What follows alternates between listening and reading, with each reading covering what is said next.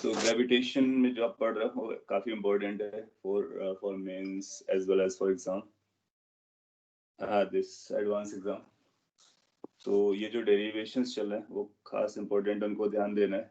और आप कोशिश कीजिए कि जितने भी फॉर्मूलाज आपको दिए जा रहे हैं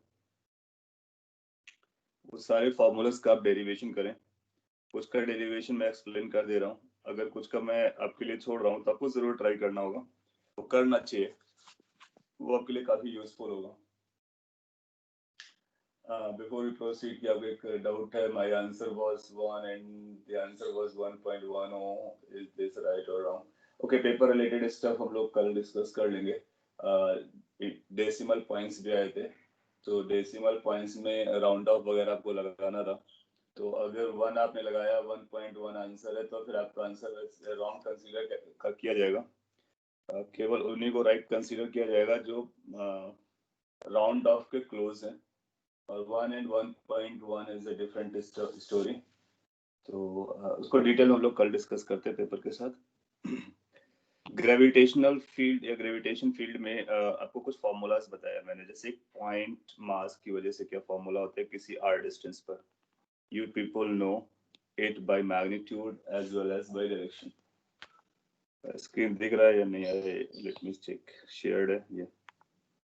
are you able to see the screen जो मैं लिख रहा हूँ? Yes or no? Okay, yes. That's good. So actually मुझे विजिबल नहीं था इसलिए मैंने बोला। ओके, अगर कोई इशू आता है तो आप जरूर लिख करके मेरे को बताइए, तो मैं वहाँ पर चेंज कर लूंगा। सो इसकी वजह से जो फील्ड आता है that is field E and it is gm/r²। I am taking a bit time revising this just for the sake कि आप इसको इंटरनलाइज कर लें, फील कर लें, और फ्यूचर में अपने काम पे आएगा ये। इसके बाद आपने पॉइंट के बाद कलेक्शन ऑफ पॉइंट्स की वजह से भी लर्न किया, देन फाइनाइट वायर की वजह से भी लर्न किया। फाइनाइट वायर की वजह से कितना होता है, तो आप जिस पॉइंट पर निकालना चाहते हैं, लेट्स से पी पॉइंट है, उस पर 90 डिग्री पर उस लाइन मास से आप आगे बढ़ेंगे। अगर ये डिस्टेंस डी है या फिर ये डिस्टेंस आर है, सो फॉर दैट सेक आप क्या करते हो, दो एंड पॉइंट्स को ज्वाइन कराते हो और इन एंगल्स को मेजर करते हो। ये क्वेश्चन पूछा गया है कई बार एग्जाम में। थ्री चैप्टर्स में ये आता है, ग्रेविटेशन में, इलेक्ट्रोस्टैटिक में, मैग्नेटिज्म में, और सभी के लिए सिमिलर टाइप के फॉर्मूलाज चलते हैं। तो इसलिए एक को आप समझ जाओगे तो बाकी को समझना आपके लिए आसान रहेगा। इसको आप दो कंपोनेंट्स में डिवाइड करते हो। एक को आप EX या E परपेंडिकुलर बोल सकते हो, E पैरेलल बोलते हो, एंड E परपेंडिकुलर और E पैरेलल के फॉर्मूलाज को आप याद रखते हो, θ1 और θ2 के टर्म में क्या होते हैं वो आपके पास लिखे होंगे, आप याद रख सकते हो आर के टर्म में। और फिर इसके बाद में इसको इनफाइनाइट, सेमी इनफाइनाइट सारा कुछ कर देता है। एंड देन आपने जो लर्न किया है वो रिंग के बारे में लर्न किया, पर्टिकुलरली रिंग के एक्सिस पर। और इस एक्सिस के हर एक पॉइंट का फील्ड आप जानते हो, उसका मैग्नीट्यूड, उसका डायरेक्शन। और आपने ये भी निकाला होगा, मैंने आपको एज अ होमवर्क दिया था कि अगर ये लेमडा और आर रेडियस है, लेमडा की डेंसिटी है, या फिर मास दिया होगा, किसी के एक टर्म में बता सकते हो, किसी भी पी पॉइंट जो कि x डिस्टेंस अवे है, वहां पर फील्ड की वैल्यू टूवर्ड द सेंटर आती है, और वैल्यू भी आपको निकाल के रखना होता है। इसका formula magnitude as well as direction as well as at which point it is maximum, at the centre you found it to be 0, at infinite you found it to be 0। तो ये आप बताते हो। और इसके बाद में कई बार क्या करता है कि वो रिंग के किसी पार्ट को पूछता है, तो एज एग्जांपल मैं आपसे पूछता, और वो भी एक फैक्ट बन जाएगा आपके लिए।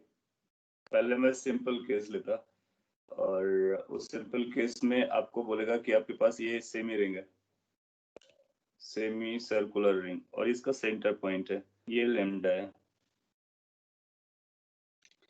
और अगर ये लेमडा है और ये सेंटर पॉइंट है, तो और इसका रेडियस भी आपको बताया गया, रेडियस, ये ओ पॉइंट है।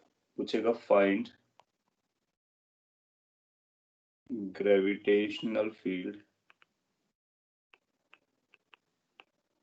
at O. तो इसको अगर आप प्रूफ करना चाहो प्रूफ भी कर सकते हो, कैलकुलेट करोगे तो किस तरह से प्रोसीड करोगे मैं आपको आइडिया देता हूँ। आप थीटा एंगल पर आगे बढ़ेंगे, डी थीटा का एक एलिमेंट कंसीडर करेंगे बहुत छोटा सा, जितना ये पोर्शन आएगा उसको आर डी थीटा बोलेंगे, and this R D theta के मास को आप डीएम पकड़ लीजिए। मैं इसको प्रूफ कर देता हूँ, फ्यूचर में भी काम आएगा। फिर इसकी वजह से जो ओ पॉइंट पर फील्ड आएगी वो इस डायरेक्शन में आएगी, जिसको आप डीई बोलने वाले हो। डीई के दो कंपोनेंट्स होंगे, vertical as well as horizontal, that's DE. बहुत छोटा छोटा लिख रहा हूँ, आई होप कि आपको दिख जाएगा। अगर ये एंगल थीटा है so this component is going to be DE sine theta, और ये कंपोनेंट आएगा DE cos theta. Idea wise हो गया है, कैलकुलेशन वाइज मैं कर देता हूँ क्योंकि थोड़ा सा इंटीग्रेशन हो सकता है आप में से किसी को इंटीग्रेशन की आपको इंटीग्रेशन का इश्यू बन रहा हो। अभी आपको थोड़ा सा बड़ा दिख रहा होगा, देख लीजिए। और E is going to be in this direction, जहाँ पर आपने DM लिया वो छोटा सा एलिमेंट है इसलिए छोटा सा हो गया।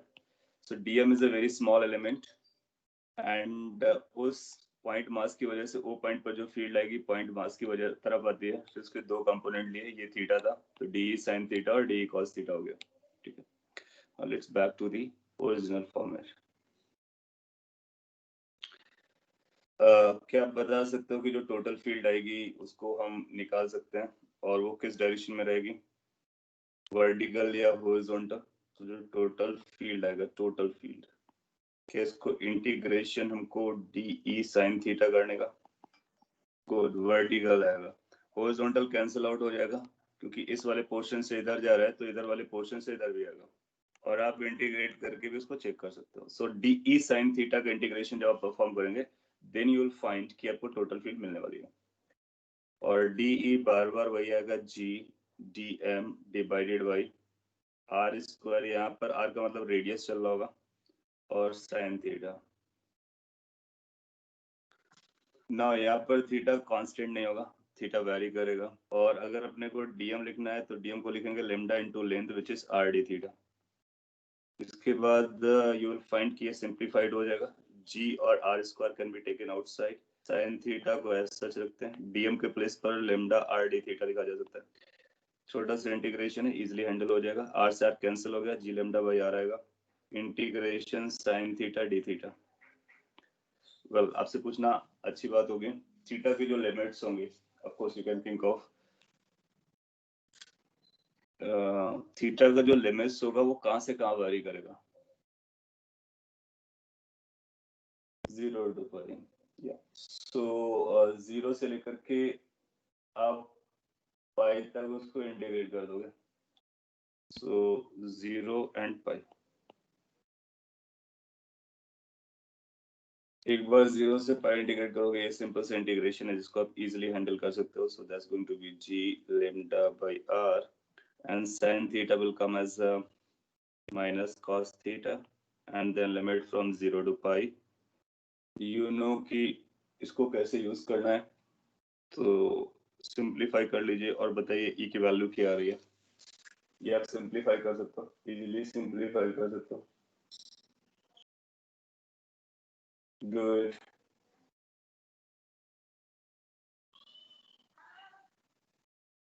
and let me know what you're getting। g lambda by r, g lambda by r।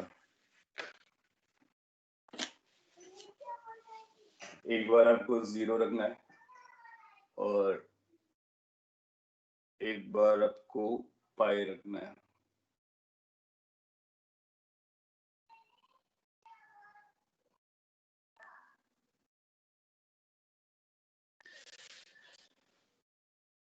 Okay, मैं री एक्सप्लेन कर दूंगा अभी, अब इसको पहले कंप्लीट हो जाने देते हैं। तो आप पाओगे कि ये बनेगा G lambda by R in bracket, it will be ultimately 2, कैसे, माइनस कॉस पाई, माइनस और माइनस प्लस हो जाएगा कॉस 0, कॉस 0 1 होता है, कॉस पाई माइनस 1 होता है, दोनों ऐड अप हो जाएंगे। It will be 2g lambda by R, 2g lambda by are.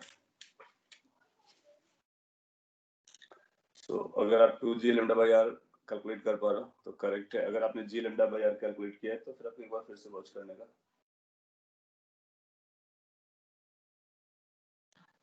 सो कैसे है, मैं एक बार फिर से बोलता हूँ। यू टुक एन एलिमेंट, उस एलिमेंट की वजह से फील्ड निकाला, फील्ड के कंपोनेंट्स किए, और फिर इन कंपोनेंट्स को करने के बाद आपने वर्टिकल कंपोनेंट को कैच किया और उस वर्टिकल कंपोनेंट को इंटीग्रेट किया। हॉरिजॉन्टल क्यों रिजेक्ट कर दिया? क्योंकि हॉरिजॉन्टल सम 0 आएगा। अगर आप हॉरिजॉन्टल को देखोगे तो यहाँ पे cos थीटा आएगा, ये cos थीटा आएगा, और यहाँ भी cos थीटा होगा, ये भी cos थीटा होगा, तो ये sin थीटा बन जाएगा। sin पाई 0 होता है, sin 0 0 होता है, तो 0 हो जाएगा। इसलिए हॉरिजॉन्टल कंपोनेंट आपका अल्टीमेटली 0 हो जाएगा और वर्टिकल कंपोनेंट रहेगा। इसीलिए आपका आंसर केवल और केवल वर्टिकल डायरेक्शन में और इस अमाउंट के बराबर आता है। अब आप चाहो तो इसको जनरलाइज कर सकते हो किसी भी एंगल के लिए, तो मैं एक जनरलाइज फॉर्मेट आपको दे देता हूँ। और if you want to calculate for 3/4 or some other form, हाँ वो जनरलाइज आपको उसमें मॉड्यूल पे भी दिया हुआ है और मैं अभी भी उसको भी बता देता हूँ। सो अगर आपको कभी कैलकुलेट करना हो, प्रूफ करना हो, तो उस प्रूफ में क्या करने वाले हैं वो मैं आपको बताता। तो उससे पहले कि मैं बताऊं, आपको एक क्वेश्चन देता हूं, और अगर आप खुद का दिमाग लगा के कैलकुलेट कर पाएंगे तो बेटर होगा। सो लेट्स से कि अपने पास क्वार्टर पार्ट दिया है, ये अपना ओरिजिनल सेंस लगा सकते हो, और अगर आपने उसको यूज करके बताया तब भी चलेगा। आपसे बोलेगा कि क्वार्टर पार्ट है रिंग का और इस ओ पॉइंट पर फील्ड चाहिए, find field at O point पर फील्ड आपको कैलकुलेट करनी है।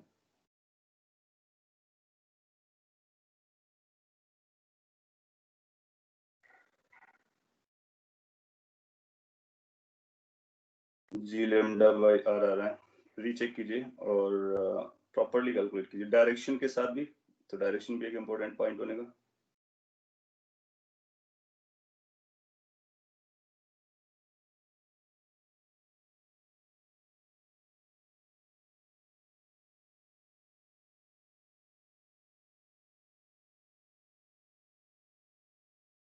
G lambda by R, G lambda by R.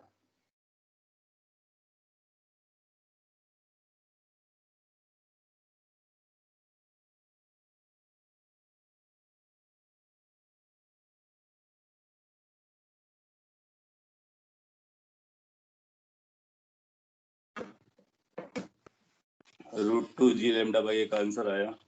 तो आप कैसे कैलकुलेट कर सकते हो, एक मेथड है जिसको मैं यहाँ पे एक्सप्लेन कर देता हूँ। और अदरवाइज आपके पास एक ऑप्शन होगा, क्या ऑप्शन होगा, जो आपने इधर इंटीग्रेशन किया है यहाँ पर, तो उसमें अपनी लिमिट्स को कहाँ से कहाँ चेंज कीजिए, 0 से लेकर के 90 तक लेके आइए, 5/2 तक। लेकिन उस केस में आपको ये भी याद रखना होगा कि ये जो हॉरिजॉन्टल कंपोनेंट है वो 0 नहीं रहेगा, तो हॉरिजॉन्टल कंपोनेंट भी निकालना पड़ेगा, वर्टिकल कंपोनेंट भी निकालना पड़ेगा, तो दोनों कंपोनेंट को निकाल करके आप यूज करोगे। अदरवाइज आप क्या कर सकते हो, दूसरा आपके पास वे आउट ये है कि आप एक काम करो कि इसको कंप्लीट कर लो। Many time we think in this manner as well. कौन सा मैनर है कि आप इसको कंप्लीट कर लो, आप टोटल का तो जानते हो।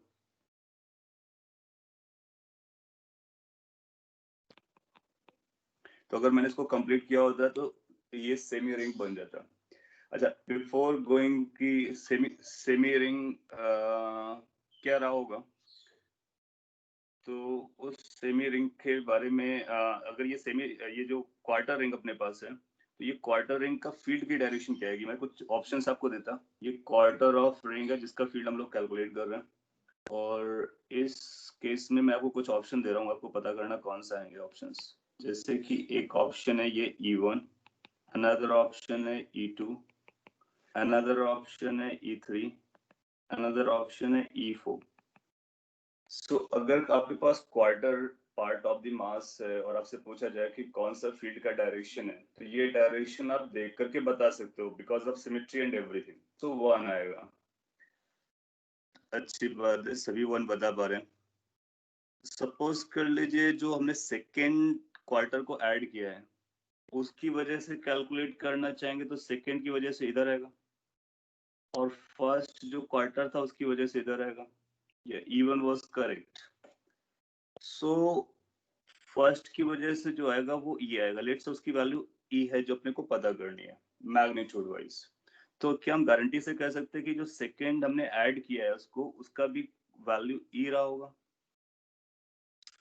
सो पॉइंट इज कि अगर ओ पॉइंट पर दिस क्वार्टर की वजह से ग्रेविटेशनल फील्ड ई आता है टूवर्ड द बाइसेक्टर, तो सेकेंड हाफ की वजह से भी उसके बाइसेक्टर की तरफ ई वैल्यू ही आने का। दोनों को अगर हम रिजल्टेंट कैलकुलेट करेंगे, रिजल्टेंट ऑफ बोथ, तो क्या वो रिजल्टेंट ऑफ बोथ इस डायरेक्शन में आएगा? तो ये will, this will be the field because of the semi ring, let's call it as E naught. So E naught is a resultant of both the halves. तो हम ये directly कह सकते हैं कि E naught E और E vector के vectorial सम से निकला होगा। ये एंगल 45 रहा होगा, ये भी एंगल 45 रहा होगा। So can we guarantee कि जो E naught की वैल्यू है, it must be E times √2।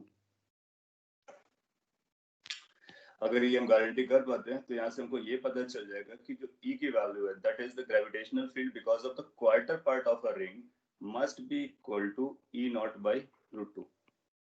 और इसके प्रीवियस वाले केस में अभी तक हम लोगों ने क्या किया, मैं एक बार समराइज कर देता हूँ। ग्रेविटेशनल फील्ड में ये बेसिक आपको फॉर्मूलाज बताए थे। देन आफ्टर मेन पॉइंट ये पर कंसीडर किया कि जो सेमी रिंग है उसके सेंटर पॉइंट पर ग्रेविटेशनल फील्ड कितनी आती है, तो अपने को पता चला ये सिमेट्रिकल लाइन पर आती है और it comes out to be 2g lambda by r। So ये टोटल है, तो अपने को ये पता है कि E नॉट की value 2g lambda by r है। Voice is not clear. Anyway, जो दिख रहा है वो आपको समझ में आ रहा होगा कि क्या लिखा जा रहा है। और अगर E नॉट की वैल्यू आपको पता चल जा रही है, एक मिनट मैं इसको हेडफोन को लगाता, may be it improves a bit.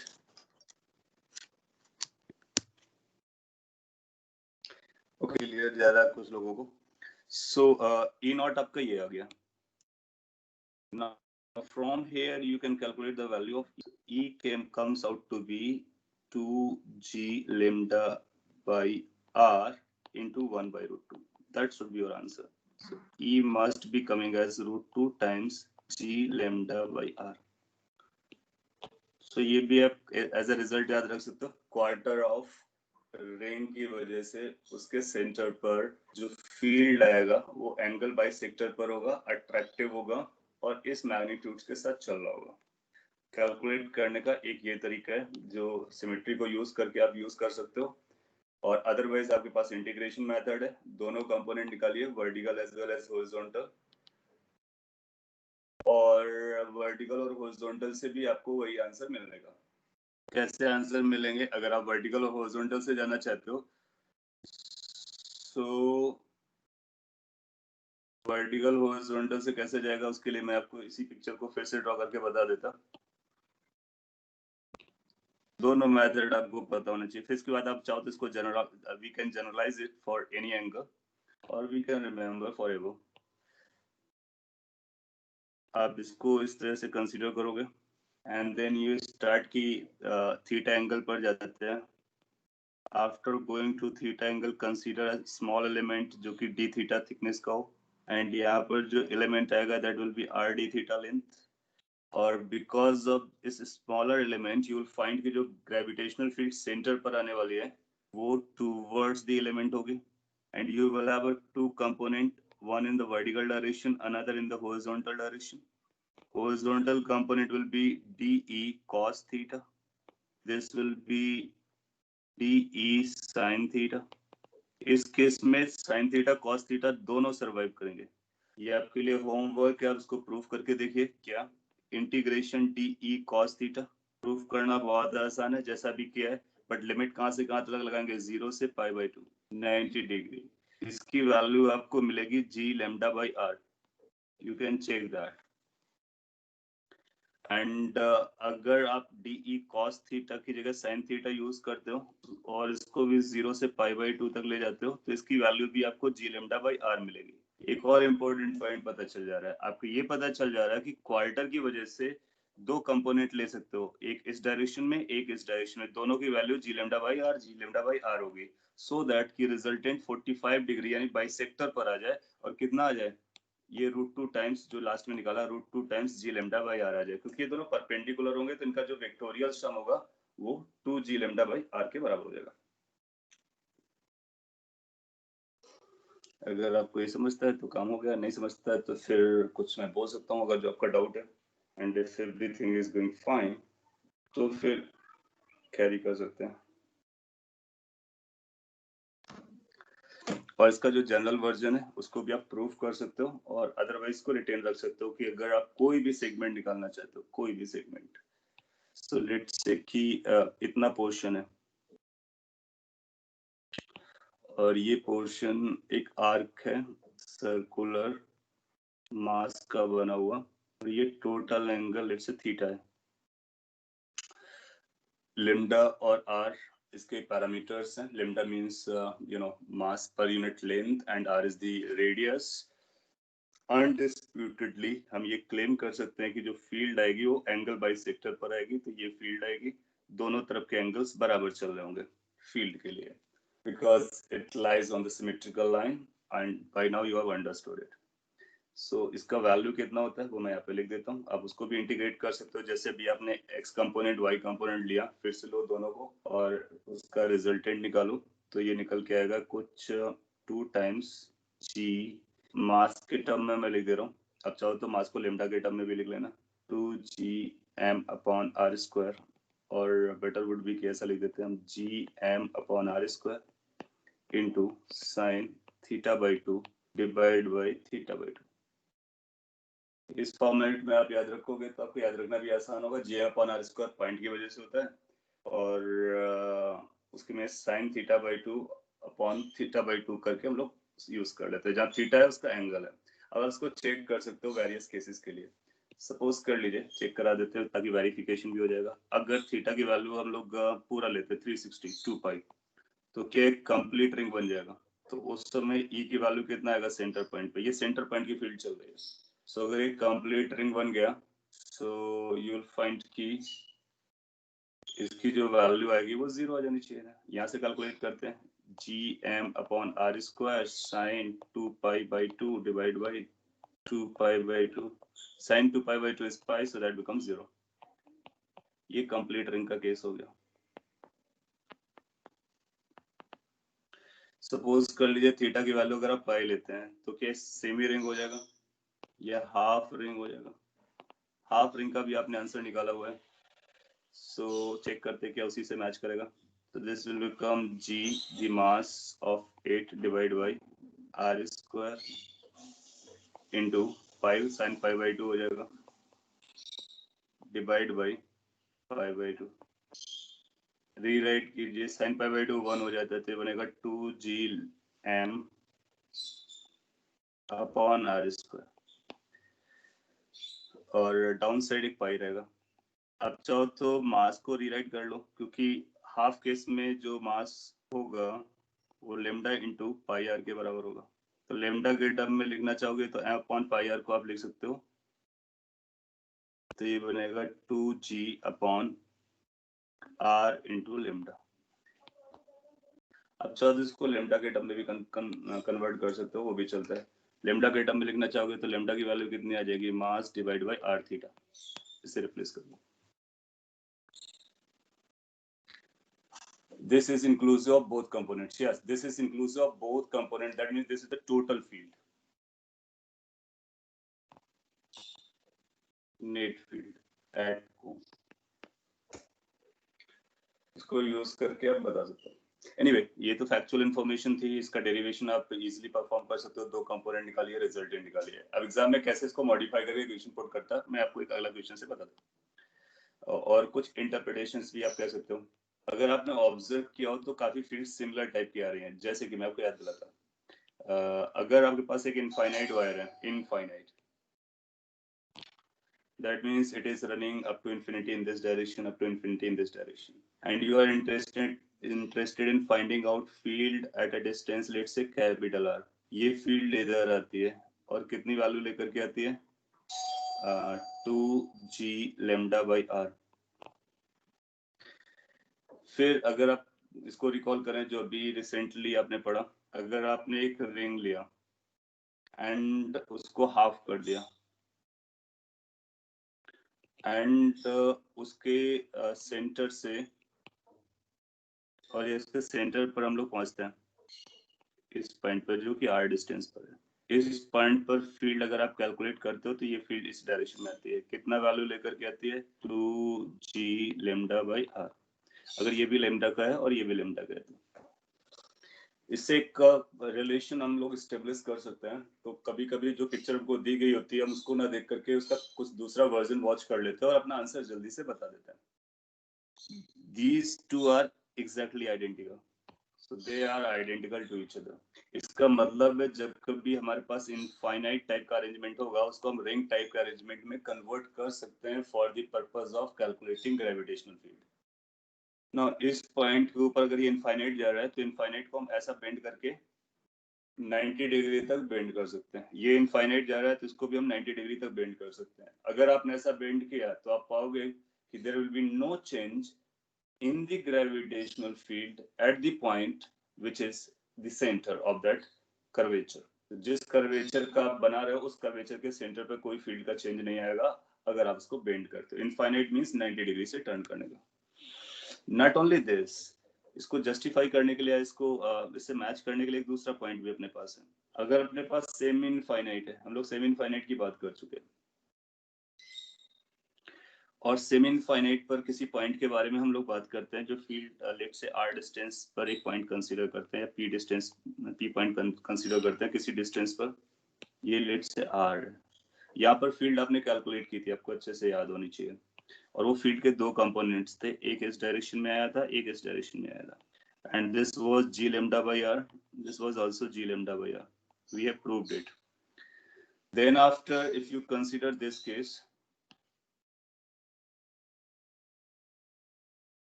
and you make it quarter, इस पॉइंट के ऊपर वाला पोर्शन हटा दीजिए। ओके, मैं इसको रिमूव कर देता हूँ और डाउन साइड से इसको 90 डिग्री तक ले आइए। That's a quarter of a ring. इसके r डिस्टेंस पे पॉइंट पे सेंटर मिलेगा और ये 90 डिग्री वाला r पे गया है। पिक्चर आप प्रॉपर बना सकते हो। ये क्वार्टर है। इस पॉइंट पर जो फील्ड कैलकुलेट करते हो यू विल फाइंड कि ये आती है। This component is also g lambda by r, g lambda by r। Basically ये बताने की कोशिश कर रहा है कि अगर किसी पॉइंट जो परपेंडिकुलर होता है वहां से अगर 90 डिग्री वाले पार्ट को आप इनफाइनाइट वाले पार्ट को 90 डिग्री से कन्वर्ट करते हो तो जमता है, ग्रेविटेशनल फील्ड में कोई चेंज नहीं आता है।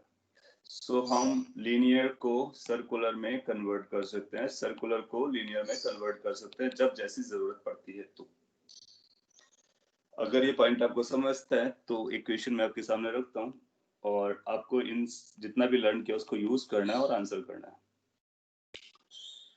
जनरली वो क्वेश्चन जो देता है उसमें कॉम्बिनेशन कराएगा, जिसमें कि ऐसे कुछ कॉम्बिनेशन लगाएगा, लीनियर होगा और इन सर्कुलर होगा, डिस्क होगा, वो सारी चीजें। एक बार उसने ऐसा अरेंजमेंट दिया एग्जाम में कि एक अपने पास 3/4 रिंग था। इस रिंग के बारे में बोला कि इसका रेडियस r है, लेमडा मास पर यूनिट लेंथ का, ये वो पॉइंट है। फिर इसके बाद ये जो पोर्शन दूसरा दिखाया गया वो इनफाइनाइट है एक तरफ, यानी सेमी इनफाइनाइट टाइप है, और इसका भी मास पर यूनिट लेंथ लेमडा है, सेम मटेरियल का बना हुआ है। और आपसे पूछा गया find gravitational field at O. So what will be the value of gravitational field at point O? This is the question that has been asked. So आपको बताना है, एक 3/4 of ring और एक semi infinite wire combine together and find the value.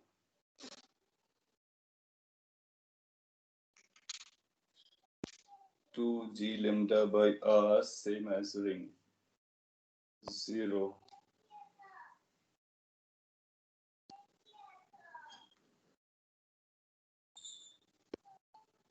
जो last में हम लोगों ने कोरिलेशन बनाया है, अगर वो आपने मैच किया तो आप इसको देख करके आंसर दे देंगे।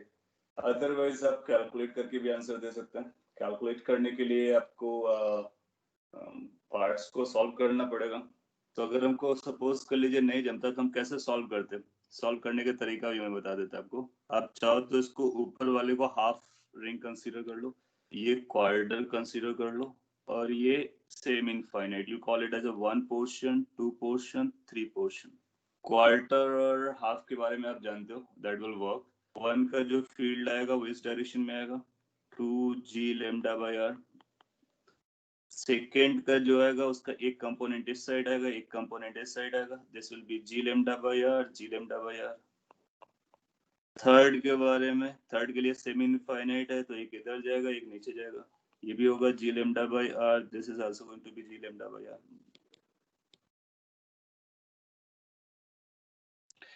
अब आप सबको ऐड कर लीजिए, आप देखेंगे कि left side g lambda by r, right side के जी लेमडा बाई आर से कट रहा है, अप साइड डाउन साइड वाले कैंसिल हो रहे हैं, तो टोटल आंसर कितना आ जा रहा है, 0 आ जा रहा है।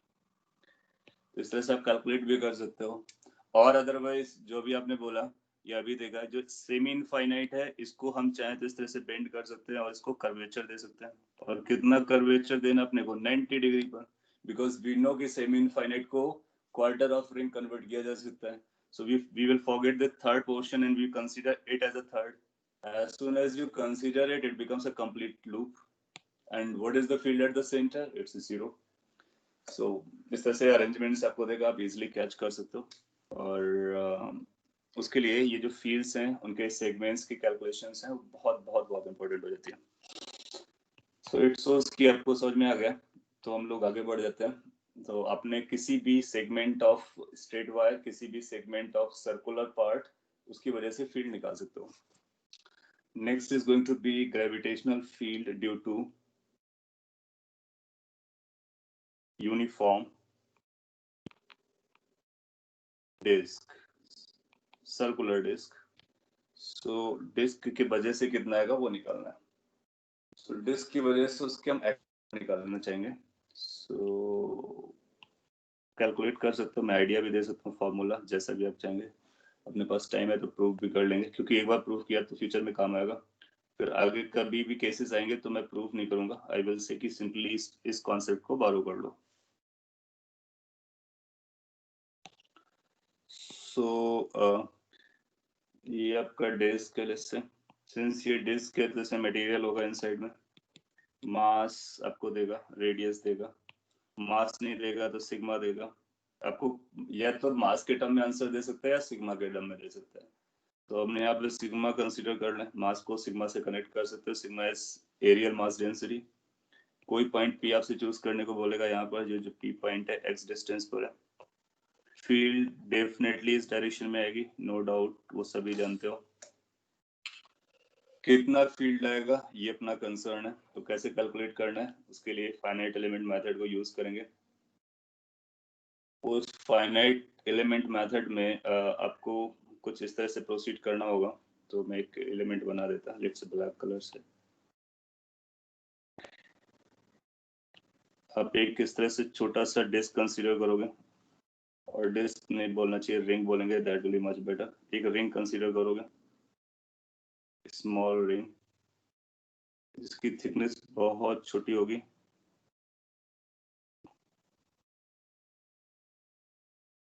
चलिए डिजाइन नहीं बन रहा तो मैं इसको इसी तरह से दिखा देता हूँ।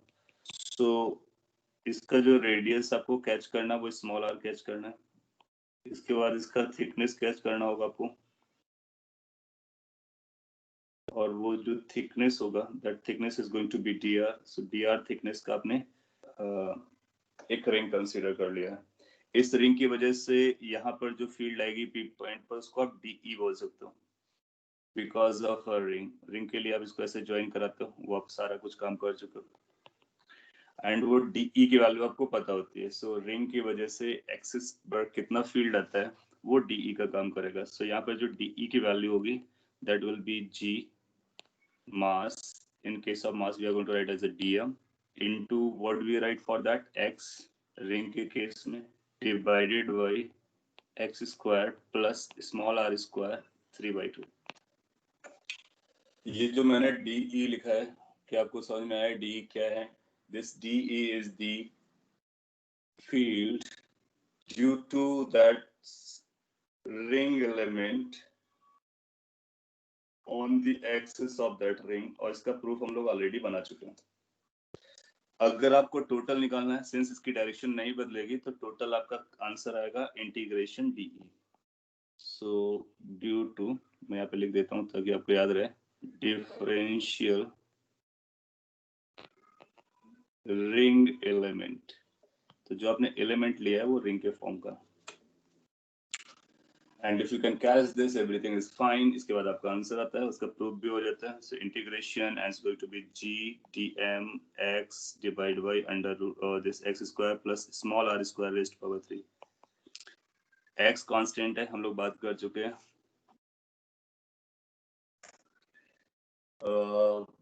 But want to be d cos theta, de cos theta. देखो क्या होगा, क्योंकि सिंस जो हम लोगों ने एलिमेंट लिया है ना वो एक रिंग कंसीडर किया है, और हम लोग ऐसा एज्यूम कर रहे हैं कि जो पूरा डिस्क है ना वो रिंग से मिलकर के बना है। तो क्या एक रिंग की फील्ड के बारे में हम जानते हैं एक्सिस पर? यस। अगर आपको मैं फर्स्ट पेज पे ले चलूं तो फर्स्ट पेज पे ये बनाया था, और इस पेज पे आपने देखा था कि जो फील्ड की डायरेक्शन है वो टूवर्ड द सेंटर आती है, और मैग्नीट्यूड कितना था? अगर मैग्नीट्यूड आपको रिकॉल करा दें तो ये था gmx divide by x square plus r square raised to power 3/2। So अगर ये m मास की रिंग की वजह से ये फॉर्मूला आता है तो dm मास की वजह से कितना आएगा? तो जहां पर भी m है उसको हम dm से रिप्लेस कर देंगे। उसमें हमारा cos theta, sin theta components, everything has been included in this. You mean formula includes all this? Yes. So if we are taking a ring element, it will include everything in itself. So we are not supposed to do again components and proving for this element and then going again integration. Since we already know it, we can use it. Got it? So अगर आपको ये जमता है तो फिर आगे story बढ़ जाएगी। DM and all those stuff. How to write DM then? DM can be written as sigma into area, DA. ये भी बहुत छोटा सा पॉइंट है लेकिन इंपॉर्टेंट पॉइंट है। कभी हम लोग बात कर चुके हैं जब मास डिस्ट्रीब्यूशन की स्टोरीज पढ़ी थी, लीनियर मास डिस्ट्रीब्यूशन होता है, एरियल मास डिस्ट्रीब्यूशन होता है, वॉल्यूमेट्रिक मास डिस्ट्रीब्यूशन होता है। तो सिग्मा के साथ DA यूज करते हैं, डिफरेंशियल एरिया। सिग्मा को सिग्मा के टर्म में रखेंगे, DA को लिखेंगे 2 पाई स्मॉल r dr। कौन सा DA? उस DA की बात करेंगे जिस एरिया पर मास डिस्ट्रीब्यूशन है जिसको हम कंसीडर कर रहे हैं, and we are considering this black colour shaded area. तो उसका जो पेरीफेरी है वो 2 पाई आर है, और थिकनेस कितना लिया गया? dr। तो काइंड ऑफ अ स्ट्रिप है, और 2 पाई आर dr लिख सकते हैं। ये भी हम लोग ऑलरेडी कभी ना कभी बात कर चुके हैं। And if you right this, अब इसमें वेरिएबल क्या है ये कैच करना अपने लिए बहुत जरूरी है। Small r is a variable, x is a fixed number, theta we are not involving at all. So constants को बाहर निकाल लेते हैं, g बार आ जाएगा, फ्रॉम देयर सिग्मा आएगा, तो सिग्मा को बाहर निकाल लेंगे, x को भी बाहर निकाल लेते हैं, DA बचा होगा तो DA में 2 पाई r dr रहा होगा, divided by down side x square plus r square raise to power 3/2 आएगा। नो, अगर यहाँ तक जमता है तो कहानी काफी आगे बढ़ती है और अपना सॉल्यूशन या प्रूफ बन जाता है। अब लिखोगे 2 पाई g सिग्मा और x, ये आउटसाइड है, integration r dr divided by in bracket x square plus r square raise to power 3/2। अब जो आपको इंटीग्रेशन मिला है वो स्मॉल r के टर्म में, कैन यू विजुअलाइज कि स्मॉल r कहां से कहां तक मूव कराया जाए सो दैट कि इंटायर मास कवर हो जाए, पूरा डिस्क कवर हो जाए, और hence we can find the total field. So what should be the limit that we should go for? I think that you'll find obvious कि अगर आपने R का वेरिएशन देखा है कि कहां से कहां उस वेरिएशन को ले जाने के लिए हम लोग इंटेंशन रख रहे हैं। Good. So 0 to capital R is going to be the 0 to capital R is going to be the limits. Again, we have done with this. और अगर ये इंटीग्रेशन आपको कोई बताता है तो आप डायरेक्टली आंसर लिख सकते हो। लास्ट क्लास में आपसे पहले हम लोगों ने एक इंटीग्रेशन किया था, एग्जैक्टली सिमिलर था, बट वहां पर R जो वेरिएबल है वो अपसाइड नहीं था, केवल डाउन साइड वाला पोर्शन था। तो अगर ऊपर भी होगा तो हम सिमिलर टाइप का अरेंजमेंट कर सकते हैं और उसको भी हम लोग प्रूफ कर सकते हैं। तो इस इंटीग्रेशन को मैं सेपरेटली कैलकुलेट कर दे रहा हूँ, और आप याद रखिए कि इस इंटीग्रेशन की क्या वैल्यू आती है। फ्यूचर में आप इसको डायरेक्टली कॉपी कर सकते हैं। तो एक इंटीग्रेशन में परफॉर्म कर रहा हूँ किसी और नाम से, वो इस नाम से इंटीग्रेशन r dr। ओके, मैं नाम भी वही रखता हूँ वरना आप कंफ्यूज हो जाएंगे। x को वेरिएबल दिखाया जा रहा है, r x को कांस्टेंट दिखाया जा रहा है, r को वेरिएबल दिखाया जा रहा है। x इज कांस्टेंट, यहाँ पे लिख देता हूँ x इज कांस्टेंट, x को कांस्टेंट ट्रीट करना है। जनरली हम अपने इंटीग्रेशन में dx लिखते रहते हैं। इसको इसमें भी आप सब्स्टिट्यूशन लगा सकते हो, तो कई सारे सब्स्टिट्यूशन है। एक वो जो आप जानते हो, दूसरा ये कर सकते हो x square plus r square को एक नया नाम दे दो टी स्क्वायर, ये भी जमेगा। ऐसा इसलिए क्योंकि ये are d R T D T में कन्वर्ट हो जाएगा। हाँ, प्रीवियस स्लाइड पे भी हम लोग जाएंगे और इसको वहाँ पे रखेंगे भी। इसको आप डिफरेंशिएट करो तो ये एक्स स्क्वायर का डिफरेंशिएशन 0 आ जाएगा। मैं एक स्टेप और लिख देता हूँ, डी लगा रहा हूँ दोनों तरफ, D for differentiation. Differentiation of x square becomes 0, differentiation of r square becomes 2r dr, and differentiation of t square becomes 2t dt. Point is कि जहाँ पर r dr है उसको हम t dt लिख सकते हैं। ये इंटीग्रेशन का मेथड है। उसके बाद ये जो i का वैल्यू है that will be simplified to a very good way, और बहुत सिंपल वर्जन पे आ जाएगा। This will become t dt. Down side आपने जो एज्यूम किया था वो t स्क्वायर था, t स्क्वायर की पावर 3/2 हो गया। So this will ultimately convert into t cube. So 1 upon, और डायरेक्टली मैं लिखूँ t raised to power minus 2 dt हो जाएगा, क्योंकि डाउन साइड t क्यूब आएगा, अप साइड t है तो t raised to power minus 2 होगा। इसका इंटीग्रेशन क्या होता है, -1/t होता है। So this goes converted into -1/t। इसका मतलब इस इंटीग्रेशन की वैल्यू ये आ जाती है। अब आप t को जो आपने एज्यूम किया था वापस उसको कर दीजिए। So you will get कि जो इंटीग्रेशन की वैल्यू है फ्यूचर में आप याद रख सकते हो, दिस गोज टू माइनस, और मैं पूरा लिख देता हूँ ज्यादा अच्छा लगेगा आपको, कभी r d r divide by x square plus r square raise to power 3/2 आए। सो इसका आंसर आपको लिखना है -1 upon under root x square plus r square. ये डायरेक्ट रिजल्ट भी होता है मैथ्स में, आप एज ए रिजल्ट यूज करते हो, फॉर्मूला यूज करते हो। मैंने इसको प्रूफ भी कर दिया है, और नाउ ऑनवर्ड आप इसको फॉर्मूला जैसे याद रख सकते हो। तो अब इसके बाद आपको लिमिट्स लगानी होंगी। मैं वापस आ जाता और इस स्लाइड को कैरी करता, तो उसके अकॉर्डिंग इसकी वैल्यू क्या बन जाएगी। मैं एक डिफरेंट कलर यूज कर रहा हूँ, ये बनेगा 2 पाई जी सिग्मा इनटू एक्स, और ये बना था आपका माइनस, इसका इंटीग्रेशन आएगा -1 upon under root x square plus r square raise, और उसकी जो पार्ट्स होंगे वो 0 टू कैपिटल आर रहेंगे। एक बार आप कैपिटल आर सब्स्टिट्यूट करोगे, एक बार ये 0 सब्स्टिट्यूट करोगे, तो ये माइनस है, कैपिटल आर रखोगे तो माइनस आएगा, 0 रखोगे तो प्लस आएगा, तो प्लस को हम आगे कर देते हैं। और इसको अगर मैं लिखना चाहूँ यहाँ पे तो कुछ ऐसा लिखा जा सकता है। आप लिखिए अपनी कॉपी में, चेक कीजिए क्या सेम चीज आ रही है। 2 पाई जी सिग्मा, इस x को मैं एंट्री दे दे रहा हूँ। जैसे आप x को एंट्री दोगे तो ये बन जाएगा 1 minus x upon under root x square plus r square. ये काफी इंपॉर्टेंट फॉर्मूला है डिस्क के लिए। So final formula becomes this. मैंने थोड़ा एक स्टेप जंप किया है, और अगर आप कैच कर पा रहे हैं तो अच्छी बात है। यहाँ पर x आया होगा, यहाँ पर फर्स्ट वाले पार्ट में 1 अपॉन एक्स आया होगा, एक x अंदर बाहर था, इसको अंदर ले गए तो x कैंसिल आउट हो गया, और दूसरे केस में एक x सर्वाइव कर गया। So this is the formula for field due to a disk at a distance x. अब स्टेप्स को कॉपी कर लीजिए, और जो पॉइंट आपको कंसर्न में लग रहा हो या डिफिकल्ट जा रहा हो वो आप पूछ सकते हो।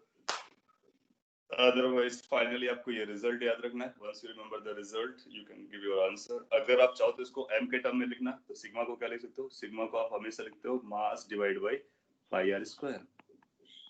सो replace sigma by m upon pi r square, आप m के टर्म में आंसर जान लोगे।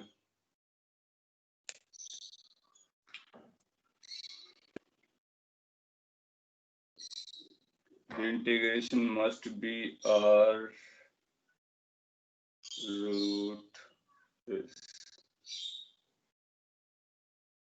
ये हम लोगों ने अभी निकाला है integration. If you have any concern on integration you can watch this screen.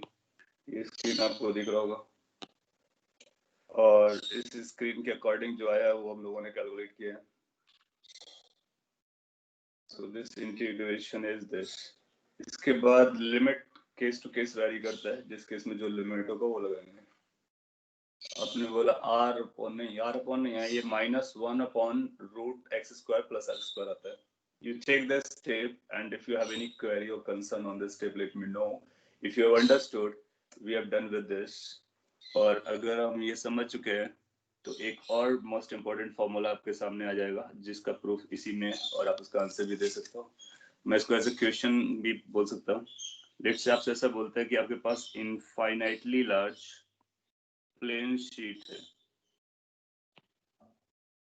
कई बार ऐसा पिक्चर बनाएगा, एक लाइन बनाएगा और ऊपर सिग्मा लिखेगा। सिग्मा लिखते ही आपको ये समझना है कि this is talking about surface mass distribution.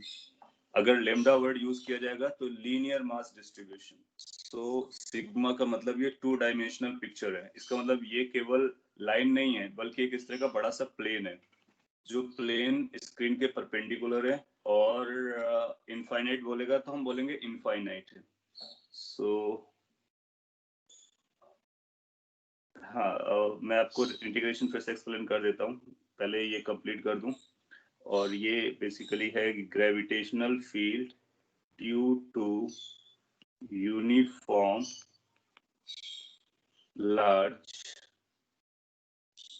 Large जब भी यूज किया जाएगा तो हमारा उसका मीनिंग होगा इनफाइनाइट प्लेन शीट। तो अपने पास एक लार्ज इनफाइनाइट प्लेन शीट है, जिसका जो कि यूनिफॉर्म है, सिग्मा कांस्टेंट है। और आपसे पूछता है कि इस पॉइंट पर, जो कि किसी एक r डिस्टेंस पे पॉइंट लिया गया है, ये r डिस्टेंस पे पॉइंट है यहाँ पर, इस p पॉइंट पर फील्ड बताना है। सो अगर इस पॉइंट पे फील्ड बताना है, अभी मैं आपको कुछ इंपॉर्टेंट एक्सप्लेन कर रहा हूँ, आप उसको समझ लीजिए, फिर आपके क्वेरीज पे मैं डील करता। ये इनफाइनाइट शीट है, बहुत बड़ी शीट है, और उससे r डिस्टेंस पर एक p पॉइंट चूज किया गया है। फील्ड की डायरेक्शन क्या आएगी? अनडिस्प्यूटेडली आप सभी लोग ये बोलने वाले हैं, और मैं एग्री भी करने वाला हूँ। तो फील्ड की direction towards the plane sheet आने वाली है। इसके बाद मैग्नीट्यूड की बात आएगी। अच्छा, ये जो प्लेन शीट है, क्या हम बोल सकते हैं कि ये जो प्लेन शीट है, जो अभी आपने प्रूफ किया, ये डिस्क, अगर इस डिस्क की रेडियस को आप बढ़ा करके इनफाइनाइट कर दो, इन केस इस डिस्क की रेडियस को बढ़ा करके आप इनफाइनाइट कर दो, तो क्या वो प्लेन शीट बन जाएगा? डेफिनेटली बन जाएगा। इसका मतलब इसका जो रिजल्ट आया, इस रिजल्ट में अगर हम r को इनफाइनाइट कर देते हैं तो आप पाओगे कि वो प्लेन शीट बन जाएगा। सो हम बोलेंगे this is a disc of radius infinite, disc of radius r tending to to large. अच्छा, डिस्क का फॉर्मूला क्या था? वो फॉर्मूला अगर आपको याद हो गया, वरना आपको याद करना होगा, 2 pi g sigma in the bracket 1 minus x divide bye √x² plus r²। सो ये फॉर्मूला बनता है प्लेन डिस्क की वजह से। सो देन आफ्टर आपको इसमें क्या करने की जरूरत है? x को ये जो रेडियस थी, रेडियस है r को इनफाइनाइट रख दीजिए। सो एक मिनट के लिए इस r को भी मैं x बोल देता हूँ, सो दैट की डिस्टेंस x ही रहेगी। आप r बोलोगे तो x को r से रिप्लेस कर देंगे, नॉट एन इश्यू। सो इसमें r को इनफाइनाइट रख दो। जैसे ही आप r को इनफाइनाइट टेंड करोगे, ये जो टर्म है वो जीरो हो जाएगा, सेकेंड वाला term. So it will be converted into E is equal to 2 pi capital G into sigma into 1. That's all. 1 minus 0. So finally it is this. ये काफी इंपॉर्टेंट बनता है। कई बार वो डायरेक्टली फॉर्मूला पूछ लेता है, कई बार आपसे इसके नेचर के बारे में पूछेगा। नेचर में क्या ऑब्वियस दिख रहा है? ये जो फील्ड आ रही है, ये खास इंपॉर्टेंट फील्ड इसलिए है क्योंकि ये इस x पर डिपेंड नहीं कर रहा है, x से इंडिपेंडेंट है। सिंस ये x से इंडिपेंडेंट है, दैट मीन्स ये कांस्टेंट है। मतलब ये इस बात पे डिपेंड नहीं करेगा कि आप कितना दूर हो डिस्क से या प्लेन से। अगर आप ज्यादा डिस्टेंस पर हो या कम डिस्टेंस पर हो, हर डिस्टेंस पर उसका मैग्नीट्यूड वही रहेगा। और इसको यूनिफॉर्म कहते हैं। जनरली यूनिफॉर्म वर्ड यूज करते हैं, कांस्टेंट तो टाइम के रिस्पेक्ट में बोला जाता है। कांस्टेंट और यूनिफॉर्म में अंदर होता है स्लाइड सा। एनीवे कांस्टेंट बोलेगा तब भी आप बोल सकते हो uniform. Uniform means it is same at all the places. So ये यूनिफॉर्म फील्ड होती है, वो आप नोट कर सकते हो।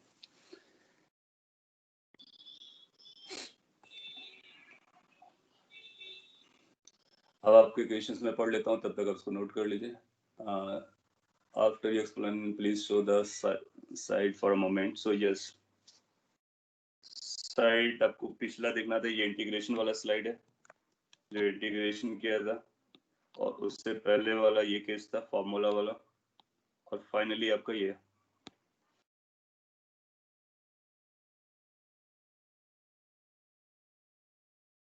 एंड देन ये साइड व्यू है क्या शीट का? यस, ये साइड व्यू है, क्योंकि प्लेन शीट अगर हम स्क्रीन पे बनाएंगे तो पूरा स्क्रीन प्लेन शीट से कवर हो जाएगा और उससे दूर वाला पॉइंट स्क्रीन के बाहर बनाना पड़ेगा, तो ये साइड व्यू है।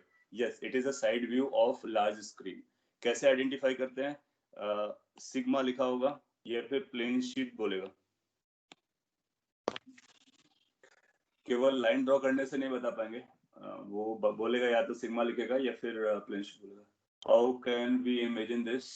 आप ऐसा सोचो कि आपके पास एक डिस्क है, डिस्क का साइज बड़ा होता जा रहा है, रेडियस बड़ी होती जा रही है, बड़ी होती जा रही है, बड़ी हो जाती है, तो बहुत बड़ी हो जाएगी। देन यू विल फाइंड कि डिस्क आपको बहुत बड़ा प्लेन शीट नजर आएगा। आप छोटे लगेंगे उसके आगे, तो अगर वो इनफाइनाइट रेडियस हो गया, so that's a large plane sheet. What if we say x is also large? अगर x भी बड़ा है और r भी बड़ा है, तो फिर जब हम लार्ज बोलते हैं ना इनफाइनाइट, इसका मतलब क्या होता है? इसका एक मीनिंग होता है, क्योंकि हम लोग बात कर चुके हैं कि इनफाइनाइट, लार्ज और स्मॉल का रिलेटिव मतलब होता है। That simply means in comparison to x r is much larger. That's what the meaning is, कि x के कंपैरिजन में r बहुत बड़ा है। और अगर आप x को भी बढ़ाओगे r को भी बढ़ाओगे तो दोनों में वो डिफरेंस नहीं रहेगा, तो फिर अपना जो ओरिजिनल फॉर्मूला है डिस्क का वही लगाएंगे। अंडरस्टूड? और अगर r छोटा है x बड़ा हो जाता है तो क्या होगा? तो फिर ये पॉइंट मास जैसा लगेगा, क्योंकि आप सोचो ना कि आप बहुत दूर चले गए तो जो डिस्क है वो आपको बिल्कुल पॉइंट मास जैसा लगेगा, तो पॉइंट मास की वजह से जो फील्ड आती है उसमें कन्वर्ट हो जाएगा। सो अगर इस फॉर्मूले में आप x को बहुत बड़ा रखते हो, r को बहुत छोटा रखते हो, देन यू विल रियलाइज कि पॉइंट मास बन जाएगा, यानी gm/r² जैसा फॉर्मूला बन जाएगा। सो दोनों केस आपको समझना है, जब x बड़ा हो बहुत ज्यादा r के कंपैरिजन में, so disc will appear as a point, and when r is a bigger as compared to x, then this disk will appear as a plane sheet which is large enough. So दोनों के अलग अलग formulas हैं, you need to keep that in mind. और फिर आप पूछते हैं कि री-एक्सप्लेन कीजिए integration, what is the infinite in this? Infinite in this means जो ये शीट है वो इनफाइनाइट है। अब शीट को मैं इनफाइनाइट ड्रॉ नहीं कर सकता, इसलिए इस तरह से बना दिया। ये शीट जो है इनफाइनाइट जा रही है, ऊपर भी बहुत हाइट तक जा रहा है, नीचे भी बहुत हाइट तक जा रहा है, अंदर भी बहुत लेंथ तक जा रहा है, बाहर भी बहुत लेंथ तक आ रहा है। तो जिस प्लेन पर ये लाई कर रहा है वो पूरा प्लेन इनफाइनाइट प्लेन को कैच कर रहा है। इंटीग्रेशन आपने 2-3 बार पूछा है, मैं एक बार एक्सप्लेन कर देता हूँ। इस पर भी चाहो तो आप r को x tan थीटा डाल कर इंटीग्रेट कर सकते हो, या फिर अनदर वे होगा कि जो नीचे x² प्लस r² उसको एक नया वेरिएबल t² मान लो। पर्पस क्या? क्योंकि ऊपर dr आ रहा है, तो फिर हमारा r dr t dt के बराबर बन जाएगा। डिफरेंशिएट करने के बाद फिर इसी को आपने रीराइट किया, तो r dr की जगह पर आपने t dt लिख दिया। x² प्लस r² के प्लेस पर आपने t² लिख दिया, t² की पावर 3/2, t³ बन जाएगा, t³ नीचे t ऊपर है तो 1/t² बन जाएगा। 1/t² को t⁻² लिख सकते हैं। ये इंटीग्रेशन का सबसे सिंपलेस्ट फॉर्मूला होता है कि t⁻n+1 तो -1 बनेगा, डिवाइड बाय -1 तो -1 बाहर आ गया, और पावर -1 इसको रेसिप्रोकेट कर देगा, तो 1 - 1/t बना। t की वैल्यू कितनी है? √x² प्लस r², तो हमने t की वैल्यू को √x² प्लस r² रख दिया, तो ये फॉर्मूला बन गया। और आप एक काम कीजिए, ये आपको बार बार नहीं करना पड़ेगा, जो इंटीग्रेशन मैंने यहाँ पे किया है ये एज ए स्टैंडर्ड रिजल्ट आप याद रख लीजिए, फ्यूचर के लिए काम आ जाएगा। मैंने डायरेक्टली रिजल्ट ना देकर के उसका प्रूफ करके आपको दिया है, सो दैट कि आपको बिलीव हो कि हाँ वो ऐसा ही आता है।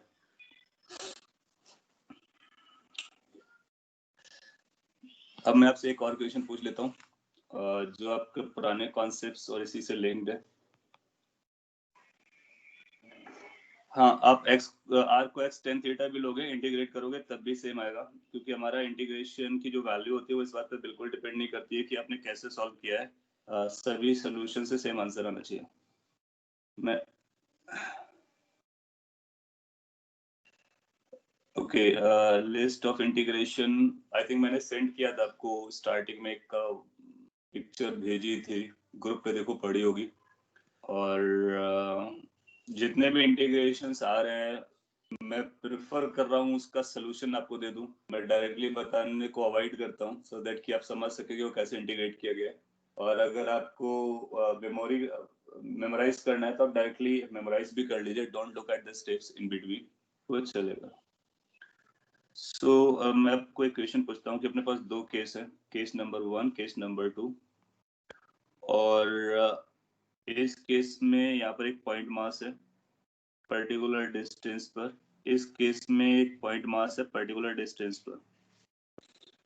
और बहुत चाइल्डिश क्वेश्चन मैं आपसे पूछता,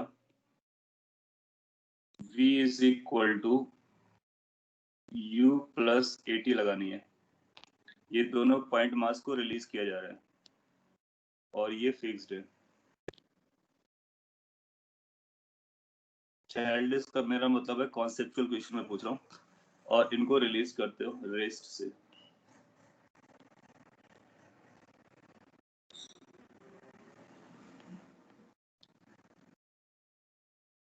और आपका इंटरेस्ट है कि आप v इज वेलोसिटी कैलकुलेट करें किसी सर्टेन टाइम के बाद, और आप इस v is equal to u plus AT को लगाना चाहते हो। ऑप्शन क्या है कि कहाँ पर आप अप्लाई कर सकते हो, this can be applied.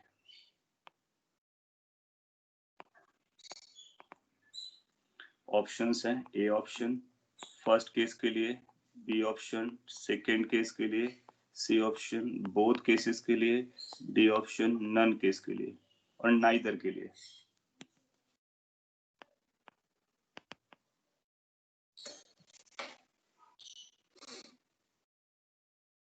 So mass distribution आपको दो केसेस पे देता है, and it is simply asking कि हमको v is equal to u plus AT से वेलोसिटी कैलकुलेट करनी है after time t, which case we can apply for one, for two, for both, for none.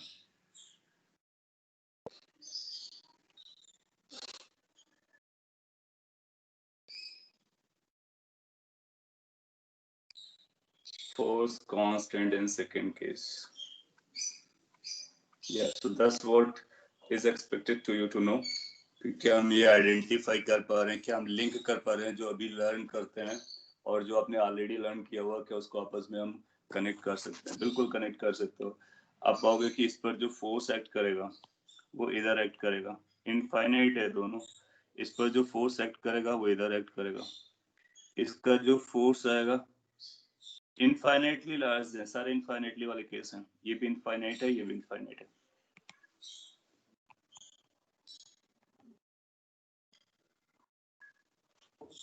सो ये जो वैल्यू आएगी वो m into यहाँ का e आएगा, and this f will be equal to m into यहाँ का e। बेसिकली जो e है वही एक्सीलरेशन है, आप डायरेक्टली भी देख सकते हो, e is the acceleration.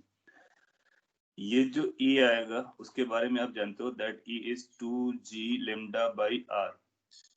r का मतलब ये इस बात पे डिपेंड करेगा कि ये डिस्टेंस कितनी है। सो इसका मतलब है एक्सेलरेशन वेरिएबल है, एक्सेलरेशन वेरिएबल है तो आप फर्स्ट केस में ये इक्वेशन नहीं लगा सकते हो। और सेकेंड केस में e की वैल्यू कितनी आएगी, वो अभी आपने निकाला 2 pi sigma into g, which is a constant, so that is a constant, इसलिए सेकेंड केस में आप लगा सकते हो, फर्स्ट में नहीं।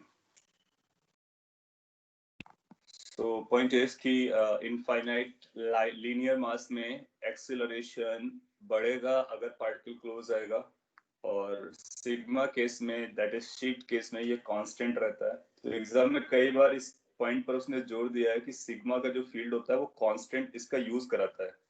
या तो आपसे पूछेगा किसका फील्ड यूनिफॉर्म है, या तो आपसे ये पूछेगा कि इस तरह से रिलेट करके किसका एक्सेलरेशन कांस्टेंट रहेगा, किसमें काइनेटिक एनर्जी कैसे वैरी करेगी, ऑल दो स्टफ आपसे रिलेट करा सकता है। ओके ओके सो आपके कुछ क्वेश्चंस हैं, मैं एक बार देख लेता हूँ। ये साइड व्यू है क्या? यस बताया, प्लीज शो बता दी आपको। हाउ कैन इमेजिन, ये सारी बातें हो चुकी हैं, फिर क्या डाउट है? ओके ये शीट भी अपने को शीट शेयर कर दी गई है, अच्छी बात है। Can we say field of infinite hollow semi-cylinder is equal to infinite plane? No, we can't say so until unless we know what the field of semi-cylinder is. So ये आपको समझ में आ गया होगा। इसके बाद आपके अपने पास 2-3 डेरिवेशंस और बचते हैं। एक सेमी सिलेंडर का है, सिलेंडर का है, सेमी हो, इनफाइनाइट हो, फिर स्फीयर्स के हैं। और इनको हम लोग नेक्स्ट क्लास में कंप्लीट करेंगे। नेक्स्ट क्लास मतलब जो कल अगला क्लास होगा उसके बाद वाला क्लास, क्योंकि नेक्स्ट क्लास में हम लोग पेपर डिस्कशन करेंगे। Then after we will complete this. जो डेरिवेशन है आगे वाले केसेस के लिए, चाहे वो स्फीयर हो या फिर सिलेंडर्स हो, उनका डेरिवेशन हम लोग अपने ये जो नॉर्मल मेथड है उससे करेंगे तो बहुत डिफिकल्ट जाता है। तो उसके लिए एक नया मेथड हम आपको डिस्कस करके बताएंगे। उस मेथड से उन वैल्यूज को कैलकुलेट करना हमारे लिए काफी आसान हो जाता है। सो गॉस लॉ होता है, वो इलेक्ट्रोस्टैटिक में भी आपके काम पर आएगा, यहाँ पर भी यूजफुल है। सो आज के लिए हम लोग इतना ही रखते हैं, क्योंकि इसमें काफी इंपॉर्टेंट डेरिवेशंस हैं, थ्योरेटिकल एस्पेक्ट्स हैं, प्लेन शीट को लेकर के और रिंग के पार्ट्स को लेकर के और इनफाइनाइट शीट को लेकर के, डिस्क को लेकर के, इन सबको जरूर आप याद रखिए।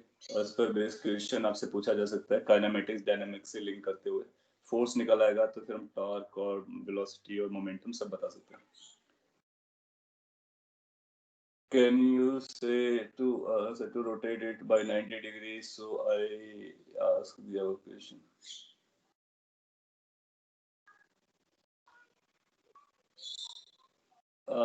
Okay, वो that was true for the linear mass and circular ring, but not for all cases, क्योंकि जब हम सिलेंडर पे जाते हैं ना तो वो 2 डायमेंशनल होने लगता है, तो फिर उसके ऊपर डायरेक्शन फील्ड्स देखनी होती हैं। सो उसको हम उस सेकंड डायमेंशन तक एक्सटेंड नहीं करेंगे। जितना अभी तक बताया केवल उतना ही तक फॉलो करेंगे। अगला जो केस आएगा उसको case by case, after proving it we can make the conclusions. कि मैं आपको डायरेक्ट कंक्लूजन नहीं देता, वो आपको पहले प्रूफ करके दिखाता, then when it sets completely, then you can make it as a rule, fact or everything. Okay, well, so that's all for the day, and next day आपको पेपर डिस्कशन हम लोग कर लेंगे। पेपर डिस्कशन में जो भी issues होंगे सारे सॉर्ट आउट कर देंगे। I will try to provide the solution before the next class, so you must see the solution once. Okay, thank you everybody then.